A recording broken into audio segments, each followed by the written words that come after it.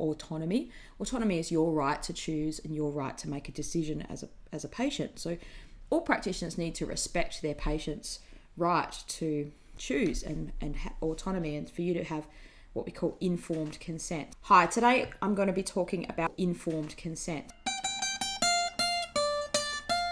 Hi, I'm Marie Hopkinson.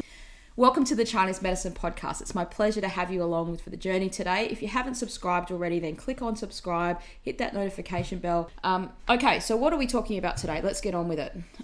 Palpation. So palpation means to touch. Now, there's different areas that we would palpate or the practitioner would touch or press on.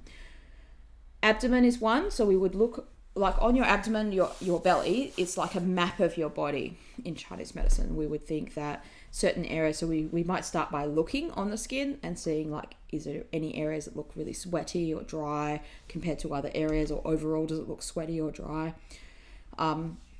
And abdominal palpation in Chinese medicine isn't like a surgeon palpating you very deeply to sort of see if there's pain there. It's much milder, so it shouldn't be causing you any discomfort. And certainly practitioners are going to ask you for permission before they touch any area of your body. So you're going to obtain what we call informed consent. So we'll explain what we're going to do and then ask you, is that okay that we do that? And if at any time in a consultation you're not sure of something, you don't feel comfortable with something, you should just sing out. You should just tell the practitioner, hey, I don't feel comfortable doing this, or I'd prefer you not to do that. I've had patients request that from me before, and we'll do our best. I don't think I could give a patient herbs without checking their pulse. So it's very hard for me if I've had one patient that didn't have, like they had an amputated arm, like, and it makes it very difficult, but we do the best we can around with the other areas. But if someone said to me, you can't touch my hands, I'd have to tell them, it's be almost impossible for me to make a diagnosis on you. But there are some areas where, some patients have said, I don't really want you to touch my abdomen. And that's okay. Sometimes we can get around not doing that.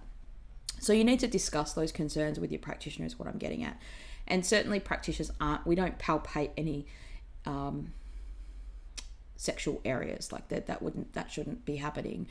There's no need for that. I've had a couple of people can bring a concern to me about other practitioners that had touched their breasts inappropriately. This was a few years ago, and they'd basically were asking a question, would that be a normal thing to do? And that's certainly not a normal thing to do. Practitioners don't massage breasts. So we are bound by like the same legalities as Western medicine in Australia in terms of privacy, confidentiality, patients, what we call autonomy. Autonomy is your right to choose and your right to make a decision as a patient. So all practitioners need to respect their patients' right to choose and autonomy, and for you to have what we call informed consent. So informed consent doesn't mean, if I said to you, can I touch your bazubu? And you're just like, well, you've no idea what a bazubu is, and I've made up that word, right?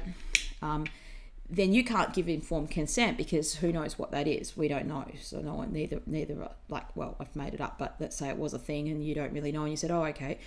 And so informed consent means I need to explain it in a way, or whoever the practitioner needs to explain it in a way that you understand what's going to happen.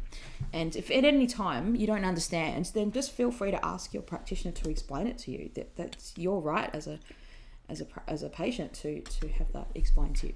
But it is something to bring up, I guess, because practitioners should be respecting you in all fields of medicine. Good. Okay, so hopefully this video has been useful and informative for you. The purpose of this channel is to help you be the healthiest you can be by understanding Chinese medicine, being able to utilize the aspects that it can provide for you, and be able to I want to break down the complexities and the things that may be difficult to understand or read in a textbook. You just can't be bothered reading a textbook.